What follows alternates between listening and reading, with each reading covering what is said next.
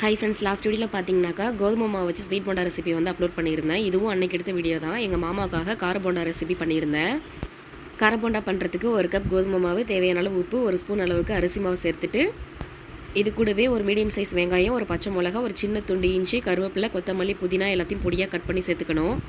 Suppose உங்களுக்கு குழந்தைங்களுக்கு கொடுக்கறதுனால பச்சை மிளகா வேண்டாம் அப்படின்னா நீங்கள் அதுக்கு பதிலாக வரமிளகாத்தூள் கூட சேர்த்துக்கோங்க. தண்ணி கொஞ்சம் கொஞ்சமாக சேர்த்து மாவை நல்லா போண்டா கன்சிஸ்டன்சிக்கு பிசைஞ்சிட்டு ஒரு 10லேருந்து 15 நிமிஷம் வந்து மாவை நல்லா வந்து ஊற வச்சிடணும். அதுக்கப்புறம் எண்ணெய் நல்லா சூடானதும் குட்டி குட்டியாக போண்டா மாதிரி கிள்ளி போட்டுட்டு ஈவனாக எல்லா பக்கமும் கோல்டன் கலர் ஆனதுக்கப்புறமா எடுத்தோம் அப்படின்னாக்கா கார போண்டா ரெடி ஆகிடும். இந்த மாதிரி ஆயில் ஐட்டம்லாம் பண்ணுற அன்றைக்கி வீட்டில் யாருக்காவது பிபி இருக்குது அப்படின்னா அவங்களுக்கு வந்து சீரக தண்ணி பண்ணி கொடுத்துருங்க.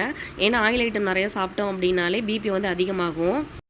குடிக்கிற தண்ணியில் 2லேருந்து ஒரு 3 ஸ்பூன் அளவுக்கு சீரகமும் ஒரு 3-4 பிஞ்ச் வந்து பார்த்திங்கன்னா பெருங்காயத்தூளும் சேர்த்து நல்லா கொதிக்க விட்டுட்டு குடித்தோம் அப்படின்னா பிபி வந்து நார்மலாக தான் இருக்கும். ட்ரை பண்ணி பாருங்கள். வீடியோ பிடிச்சிருந்தா சப்ஸ்கிரைப் பண்ணுங்கள்.